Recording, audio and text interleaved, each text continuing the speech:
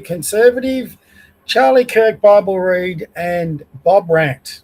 So let me get this title page off. Bit late today. I was hoping to get on at 3:30, but the day's just flown. Where am I? There I am. So just double checking my connection here. There we go. There's on. I am. Good. Okay. just checking my mic and camera working. Excuse me for a minute.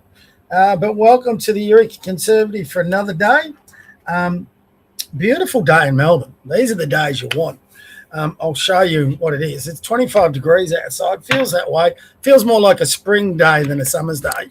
But it's just magnificent. So, not everything's bad in poor old Melbourne. But there's our Port Phillip Bay, as you can see. Beautiful blue skies. Ocean, the bay's quite calm. A little bit of waves coming in, but that's it. Here's a view towards the Dandenong Ranges side of things, or down the Mornington. So as you can tell, we're lucky today to have a beautiful day. Hopefully the rest of the summer's like this. I love these sort of days. You can go outside, do what you want, not get too old, not to get cold. Perfect. So unlike Queensland is perfect one day, what is it? Perfect today, perfect one day, beautiful the next. We have our perfect days, but the rest of it we're sort of up and down a bit. 4 seasons in one day. But today I'm pleased to tell all of you that aren't in Melbourne that it is a beautiful day, and I think we've got it for a couple more days like this yet. So very happy with the weather. Something right is going on in Melbourne. Thank God. You wouldn't know it with the politics and the protests and the crime on the streets, all that sort of thing, but it is. And listen, for all the amount we all complain, we're still very lucky to live in Melbourne compared to other cities around the globe, but it's nowhere near as good as what it used to be. And I think we can all who live here attest to that. So, and I've been in Melbourne 40 years. It's still a beautiful city, but, just for example, for me, who's a renter, like so many others, it's just so hard in the rental market these days. I'm going to probably have to find somewhere to go eventually. Obviously, if you're in the rental market, I'm dreading my next search for a house. The last time I searched for a house in Melbourne, every house, Sarah, this is not a joke. It's not extreme. Every rental you went into, you were dealing with at least 20 others going through the same inspection. I remember there was a couple, because I lived out at, before this place, I lived out in Mulgrave in Dan Andrews' seat. And I was looking for places there. And you would go there and there'd be a queue, 20, 30, 40 people. I remember there was one inspection for just a townhouse. I think it was even in somewhere like Springvale. It wasn't quite. It was at a suburb around Springvale. And had to be 50 people. 50 people. And there was more. We were in line and there was more people coming in by the minute. So as we were going through, so there's 50 people when I got there. We all went through. And as we're coming out, there was more people coming in. So God knows how many they had to do on an inspection. But I don't think that's an uncommon situation. So, just in that one place, Melbourne's not the city it used to be. You might have to compete with, there was a time not long ago, and I'm talking here between 2010 and 2016, I had to shift houses 3 times, not for anything wrong I'd done. But, the owners wanted to sell or wanted to do this and you have to pack up and go. It was quite frustrating. But the beauty of it back then is you could pretty much apply for a rental and just get it. You might have 3-4 people to contend with, but I never used to have any trouble with rental properties, ever. As long as you had a job and work and you're getting paid and you can prove you're a reliable tenant, you got a rental. Not the case anymore. Not the case in any way, shape or form anymore. Because there's so few houses on the market. The real estate agents can be quite cutthroat in who they let in and don't let in. Anyway, I'm getting distracted. Let's get on with it. Oh, sorry. Forgot to welcome my co-host. Come here, JJ. Always going to welcome JJ. There he is. Say hello. Onto his couch. Love it. He's a funny boy. Where is he? Is he? I don't know. I still got all this extra furniture. There he is. That's the back half of him. I've got this furniture on my side. I can't turn the chair any further back like I used to. I'll be rearranging furniture the next day or two, but I've had to bring a whole bunch of it upstairs. Anyway, let's get on with the Bible read. Power and wisdom, 1 Corinthians 1:18 through 31. Skillful debaters and scholarly intellects were held in high esteem in Corinth, but Paul's emphasis is on God's power and Christ's wisdom. For the message about Christ's death on the cross is nonsense to those who are being lost, but for us who are being saved, it is God's power. The scripture says, I will destroy the wisdom of the wise and set aside the understanding of the scholars. Could he do that today? So then where does that leave the wise or the scholars or the skillful debaters of the world? God has shown that this world's wisdom is foolishness. Isn't that true? For God in his wisdom made it impossible for people to know him by means of their own wisdom, instead by means of the so-called foolish message we preach. God decided to save those who believe. Jews want miracles for proof, and Greeks look for wisdom. As for us, we proclaim the crucified Christ, a message that is offensive to the Jews and nonsense to the Gentiles. That's what, how many, 2,000 years old, and it's so spot on. God has called both Jews and Gentiles. This message is Christ, who is the power of God and the wisdom of God. For what seems to be God's foolishness is wiser than human wisdom, and what seems to be God's weakness is stronger than human strength. Now remember what you were, my brothers, when God called you. From the human point of view, few of you were wise or powerful or of high social standing. God purposely chose what the world considers nonsense in order to shame the wise, and he chose what the world considers weak in order to shame the powerful. He chose what the world looks down on and despises and thinks it is nothing in order to destroy what the world thinks is important. This means that no one can boast in God's presence, but God has brought you into union with Christ Jesus, and God has made Christ to be our wisdom. By him we are put right with God. We become God's holy people and are set free. So then, as the scriptures say, whoever wants to boast must boast of what the Lord has done.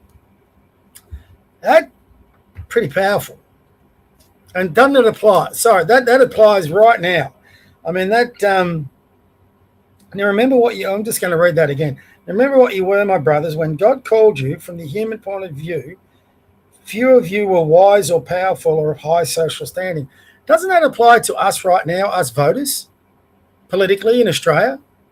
You know, everyone is an MP, or the vast bulk of them have this elitist attitude to us. That it's so prevalent right now if you watch any of them on Sky News. And they look down on disdain with us. We're just a tool to get them in power. That's all we are to them. God purposely chose what the world considers nonsense in order to shame the wise. Now, if you watch any of the current politicians getting, I think they're doing exactly that with people who consider one nation as an option, you know, who are contemplating voting one nation. They look down on them, they demean them. You know, we're like what Hillary called the MAGA people, deplorables. You hear it. It was on today on Sky News. I'm going to rant about it in a minute. And he chose what the world considers weak in order to shame the powerful.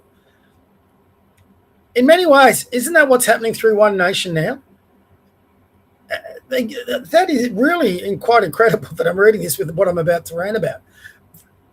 Again, these people that got on the Sky News today, their arrogance in the way they just set aside One Nation as a party of protest. That means they're saying to all of us, we've got nothing that we understand about the political setup except to park a protest vote with One Nation.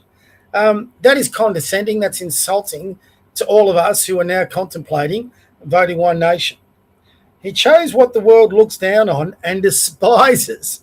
Well, doesn't the political world look down and despise Pauline and One Nation? And us? He chose and thinks is nothing. I'll read that again. He chose what the world looks down on, despises, and thinks is nothing. That's you, me. In order to destroy what the world thinks is important, and that's them. They think their little bubble in Canberra is important. Just watch Question Time on how important they all think themselves to be. This means that no one can boast in God's presence. Hallelujah to that. But God has brought you into union with Christ Jesus, and God has made Christ to be our wisdom.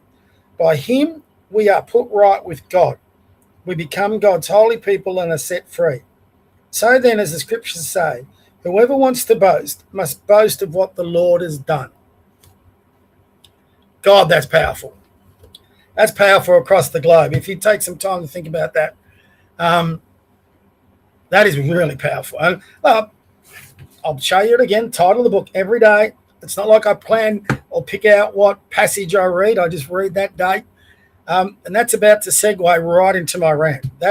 And some days I read it and I shrug my shoulders at the passage, and other days I read it and go, oh my God, how relevant is that? And I don't like to say this because, a lot of people say it and even I roll my eyes at it. But it is a little bit sometimes like God is acting through you. And I only did this ever as a tribute for Charlie Kirk. If you knew me in my real life, most of my friends, family, people I associate to business, they wouldn't even want to know that, I read this passage on a live stream every day, or try to most days, let alone that I run a live stream. They'd be a bit horrified, I think. No, I don't think. I know a number of them would be a bit horrified. If you're tuning in, family or friends, and you watch any of this, I'm sorry, but I just know that to be a fact. God bless them all. The thought of family or friends watching in on this, oh my God. But what was said in that passage, and with my rant, I've been all week, no doubt a lot of you who are politically aligned, even if you're not, you would be aware of it, are consumed by everything that's going on up in Canberra. Before Christmas, it was pretty much all about what's going on in America. But thankfully, we're back into Australian politics in a big way. And that's because of all this liberal national shenanigans, coalition, rise of One Nation, how Elbow handled all the Bondi stuff. There's another supposed terrorist attack going on, been identified today, which I'm not so sure about. I'll get into that in a minute. But, if you're like me, and there's plenty of us now, we have waited and been infuriated in that patience for the Liberals and Nationals to get their house into order. We have left the Nationals and Liberals to vote wherever we felt our values were represented the best. For me, that has been the Libertarians.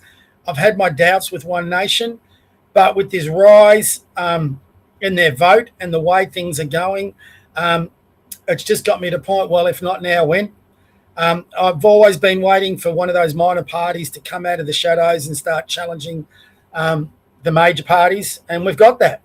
And I've always said that I will jump on board when that happens. So here I am, jumping on board with One Nation. Now, does that mean I'm becoming a member? No. I'll never become a member. I did that once and I regret it. I'll never become a member of a political party ever again. I don't want any linkage in there. Can I support them without becoming a member? Yes, I can. I can support One Nation doing exactly what I'm doing right now with live streams, my podcast, which is on tonight, 8 o'clock.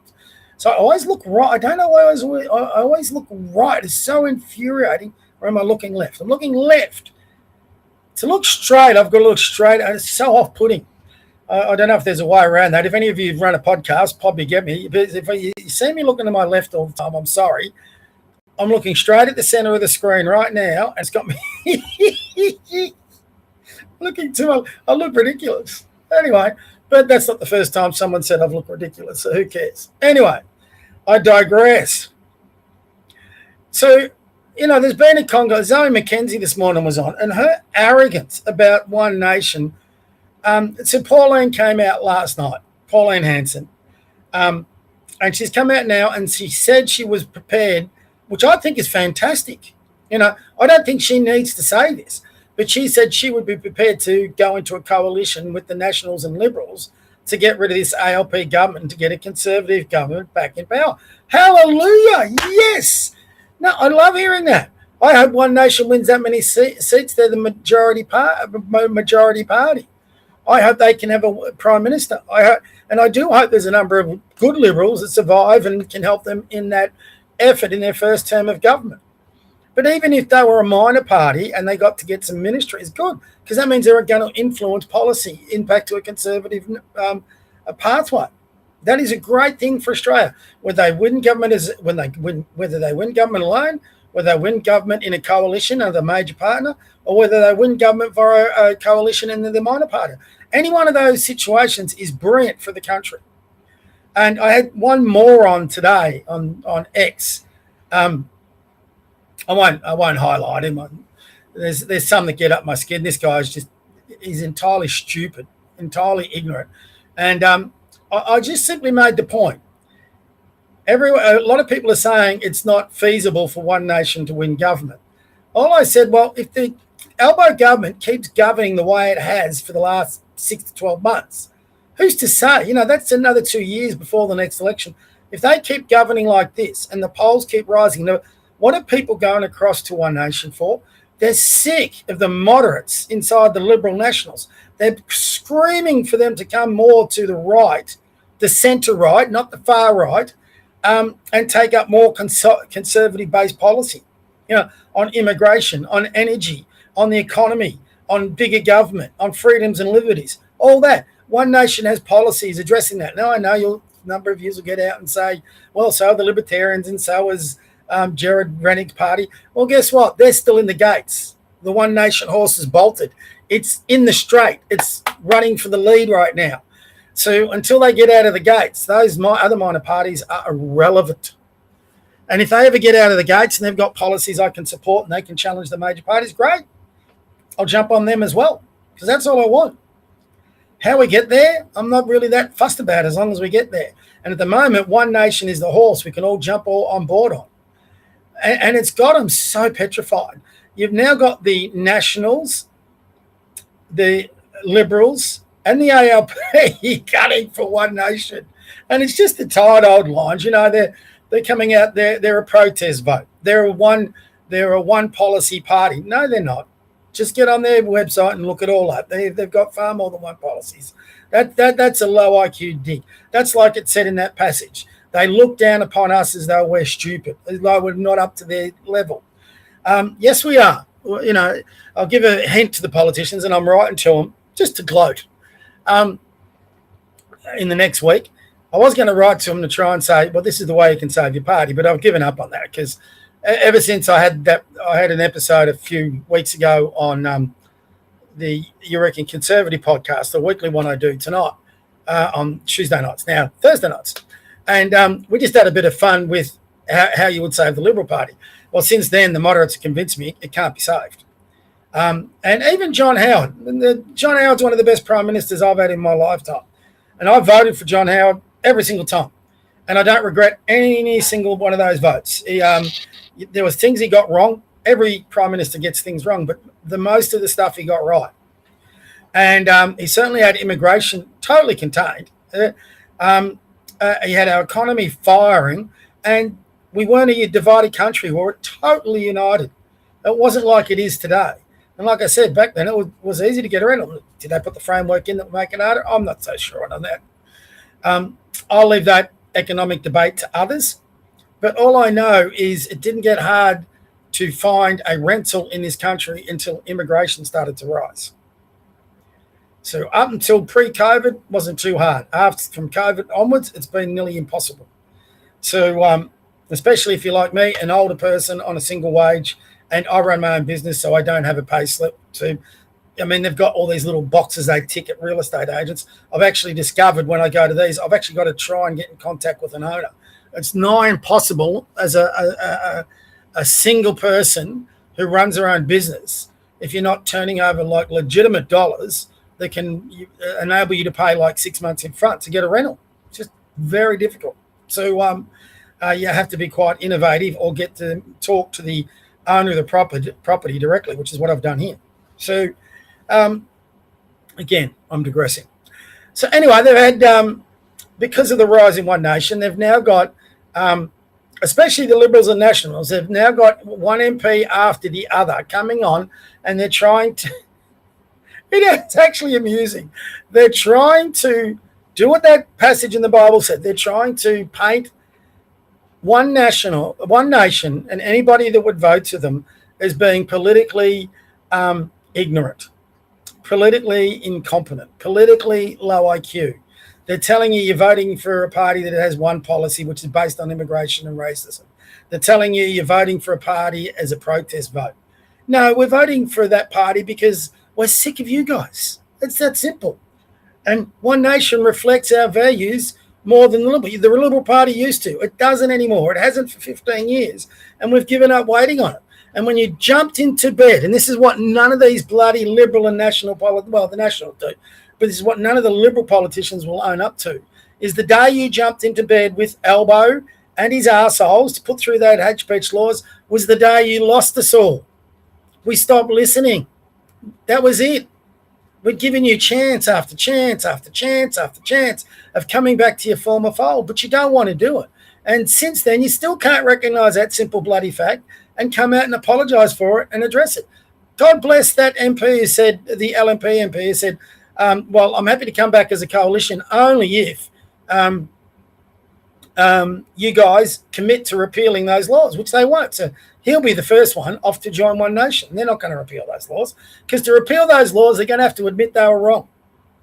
And I don't see the arrogance and the cockiness of especially the moderate MPs within the Liberal Party ranks tells me no Conservative has a chance in hell of turning that party around. You might get the leadership of the party. That group will keep coming for you as leader. Angus Taylor might get the leadership. I mean, we know that the moderates are reigning because Andrew Hastie couldn't get enough numbers to mount a challenge. So that's pretty much tells you exactly the makeup of the Liberal Party. But they all get on here and they all demean.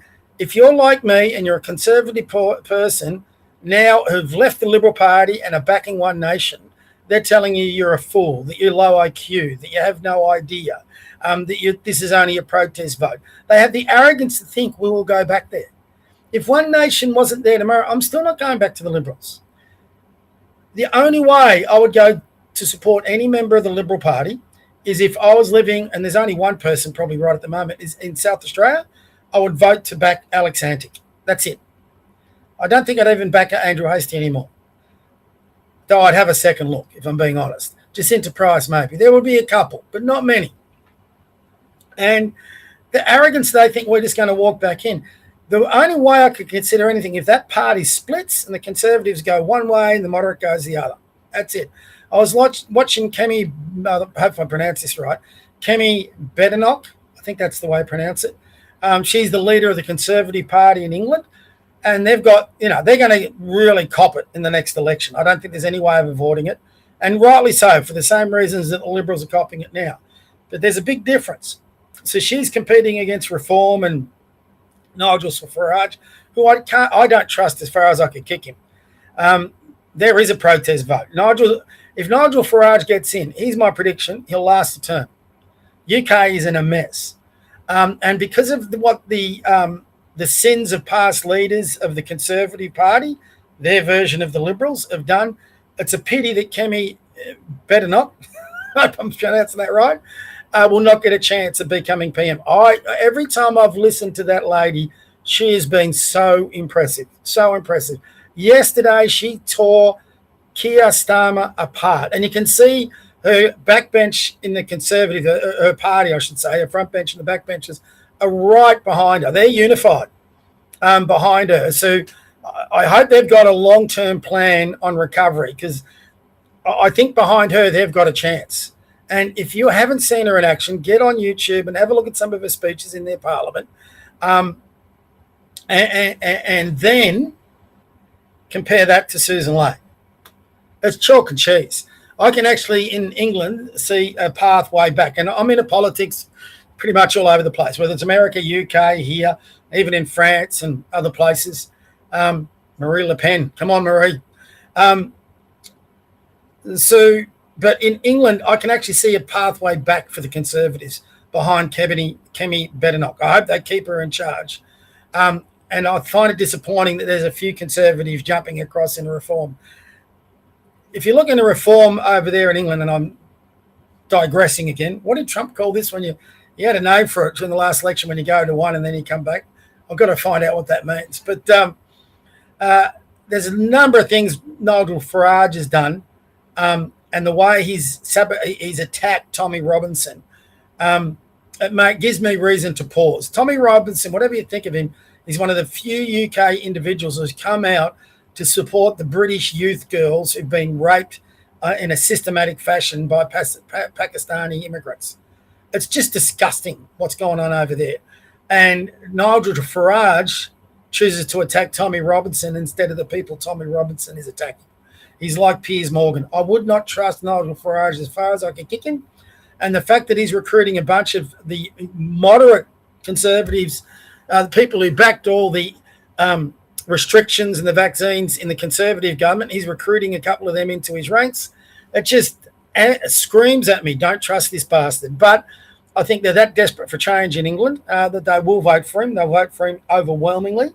I hope Kemi Badenoch hangs on, and I hope she can turn her Conservative Party around so they have an option the next time after that. So she has to hang on for, well, I think the Labor government in England is in all sorts of trouble. I think Keir Starmer won't be Prime Minister anymore or for much longer, and I think they'll be probably heading off to an early election at some stage. Kemi Badenoch has got them, and they have got themselves into such trouble. So it'll be interesting to see what goes on over there, because it'll give us a big indicator of what happened over here, what will go on in an election in the UK, because you're going to have three leaders there. Whoever's the leader of the Labor Party, I shouldn't say the ALP, whoever's leader, well, Kemi Badenoch of the Conservatives, I can't see anyone challenging her, and obviously Nigel Farage of Reform. They'll come in three-way contests in the leadership debates, which is exactly what should happen in Australia. Any leadership polls, debates, polling, all should come in the context of your three main leaders. And I'm not too sure Susan Ley even qualifies as that anymore.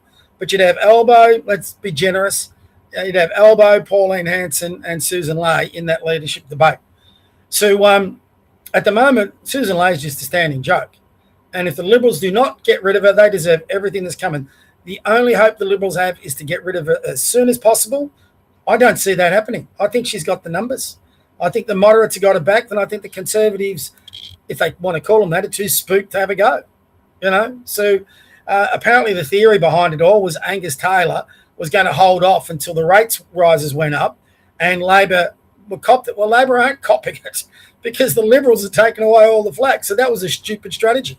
Until you resolve your situation in your own party room, you're never going to be able to focus in on your opposition. So they had Andrew Bragg on there before, total idiot, going, I'm sick of talking about it. Well, you created the situation, moron. If you're sick of talking about it, why'd you bring it on? And, then the same goes for our pathetic Liberal Party down here in Victoria. I mean, my God. I couldn't believe they allowed Dan Andrews to win the last election after what he put us through in COVID. But now I think we're on the verge of Labor winning yet again in the next election. I don't see how Jess Wilson and the current Liberal mob, they're going to screw this up. And what Sam Goff did this week to resign and force a by-election was wrong. But then Jeff Kennett comes out and bags Sam Groth as being not a team person. Well, hold on, Jeff. What happened to team play when you all sabotaged Brad Batten's leadership and knifed him in the back? Brad Batten had the Liberals set to win government, him to be the next premier. And, Jeff, you undermined him. Kennett will deny it, but he wanted John Pizzuto. He backed John Pizzuto in a big way. He had the Liberals help him finance his payout to Maura Deeming. So the moderates are back in charge. Jess Wilson's a moderate. They got that moron David whatever his name is, Southwick, as their deputy premier. David Southwick has screwed up election after election, as has Georgia Crozer, as has Matthew Guy. These people aren't capable of winning government. Brad Batten had them on course for an election win. So we've got idiots in the Liberal Party in federally. We've got idiots in the Liberal Party at state. Pauline Hanson, I know you follow me. I hope you listen to this.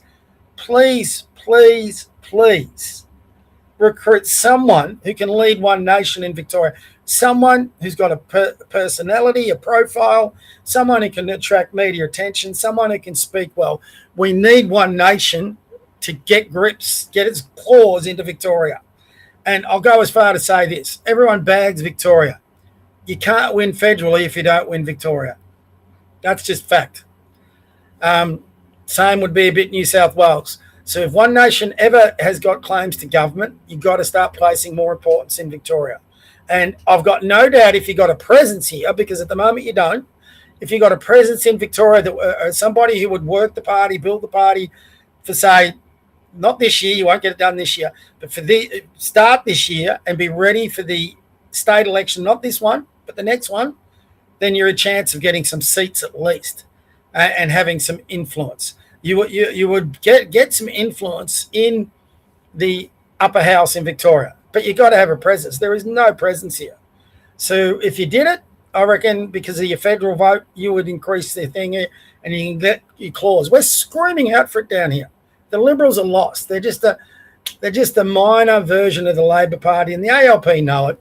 The ALP, federally and statewide, would be petrified of One Nation coming to the fore, especially if One Nation can bring on board some more higher profile, recognisable leaders, and then just get legitimate, down-to-earth grassroots candidates to stand for electorates. You don't need major celebrities for every electorate. You do need one to lead your party in that state. So they've done a good job with Barnaby Joyce in New South Wales. Now they've got Corey Bernardi in South Australia. If they could recruit Alex Antic in with him, my God, they could become a power in South Australia. I would be, if I was them, again, Pauline, I'd be talking to Andrew Hastie for West Australia. I know a lot of people, shat on him because of what he did with that vote. That was one thing. We've all done something wrong. So I'd be talking to him. Don't know who you'd talk to in Victoria from the Liberal Party. Not too sure there's anyone. But it doesn't have to be the Liberals. It could be the Nationals. I don't know. I'd have to look into that a little bit closer. Tell you who impressed me the other day, which is surprising because he hasn't impressed me at all, was Darren Chester. So maybe someone like him from the Nationals. But you need somebody to lead who's close to your values to lead the effort in Victoria. So that was my rant. I was going to come back to something. When I rant, I do forget about things. Should have a little notepad. I'll do that from here, and I'll get a notepad that I can write down things that I was meant to come back to and forgot. But, a rant on the Liberals is probably a rant enough, and I've ranted on them for 3 days or 3 episodes straight now. Different type of rant tonight in my podcast. As many of you know, I read that Bible passage every day. Obviously, you know it because I do it. I don't push my faith on anybody else. Never have. If people want to talk to me about my faith, they're more than welcome to, if they're looking for their own thing.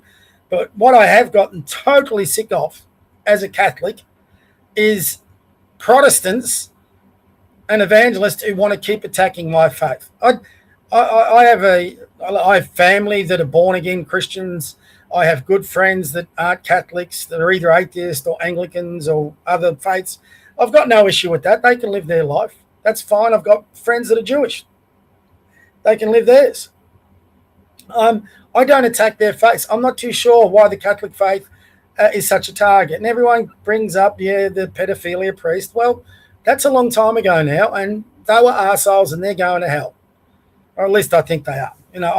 I can't judge that. Only one person can judge what we do in our lives, and that's Jesus Christ himself. So I'm most worried about my own soul, which I'm not too sure I'm winning that battle, by the way. So I'm not a good Catholic.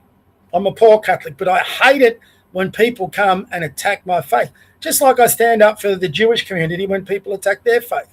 I mean, people, if we believe in a free society, people should be able to engage in their faith, in their choice of worship the way they wish to.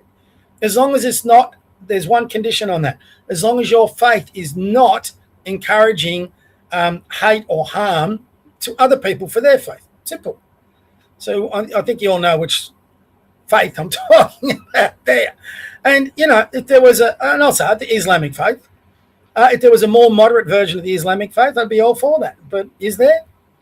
Or is the Quran got enough passages in there? And I'd welcome anyone of Islamic faith to come on and talk me through it. I don't know. Is there the potential? It seems to be like in the Middle Eastern countries, they ban radical Islam. So there seems to be a certain few advanced Islamications that have a more moderate Islamic faith. I'd love to speak to someone about that. Maybe one day for another conservative Eureka conservative podcast episode. But tonight at 8 o'clock, I'm going to address it. So that's going to be, and I'll put this out once I get off here. that is going to be the purpose of my podcast tonight. It was going to be something else, but there was a post put up today, and it just really got under my skin. And also the fact that there's this mob called Catholics for Catholics in America, and they're anything in my mind but Catholic. So I'm going to have to go to confession sometime on the weekend because I'm going to be passing judgment on a few of these, and the Bible tells us not to do that. But I'm just sick to death of having my faith attacked, and now I'm pushing back. Maybe that's why God's made me a poor Catholic, because from time to time I'm going to be able to push back on those that attack his church. So, and his faith. So that's what I'm doing tonight. It's not going to be evangelistic for those who got concerned. I'm just going to give you my own personal experience about my journey with Catholicism, and why I've ended up being where I am, which in many ways is a good position, but in other ways, it's also a position I find for myself a bit shameful. So, for no reason other than the opportunities I've missed out on. And that's all on me. Like anything of faith or opportunity in his life, we should have more of that. A bit more self-reflection. If your life is not what you want it to be, why is that? I wish my life was a bit different in many ways, but that's all on me. They're all the choices I made during my life. So I'm not going to be here blaming anybody else, the colonizers or anything like that. My life is where it is because of where I am. Now, there's some things I don't regret. There's some things there I do. But especially in regards to my faith, there are certain things I reflect upon that I'm not proud of. So that'll be for tonight. And what I want to portray is the beautiful parts about the Catholic faith that I've discovered later in life. I wish I'd discovered them when I was younger. So that's tonight, 8 o'clock. And so I'm not trying to get you to become a Catholic. I'm not trying to get you even to become a Christian. What I am sick of is people who don't understand my church, my faith, that keep attacking it. So I'm going to mount a defense. So I look forward to it. I look forward to seeing you tonight if you can get on at 8 o'clock. It should be an interesting conversation. It'll be interesting to see if I get some others on there. So anyway, I've gone way, actually I haven't done too bad, 37 minutes. I usually try and keep this to 30, but I don't. So as I always do, signing off. God bless you. God bless your kids. God bless your grandkids. I'll see if I can get him in picture. Oh, I'll get him in picture doing it this way. Yep, there he is. Oh, can I get him? Ah! God bless your pets. Got him. God bless that flag. God bless our country. And go One Nation. God bless One Nation, and piss on all you arrogant bastards that think us who are going to vote for them and are really backing One Nation at the moment to think we're anything inferior to you bastards that have screwed up this country for 20 years now. You inherited a country in a great position from the likes of John Howard and Bob Hawke, and you've screwed it up royally. So don't judge us. We'll judge you in 2 years, you bastards. Anyway, there's my rant done for the day. See you, everyone. See you tonight, 8 o'clock, or tomorrow again. Bye for now.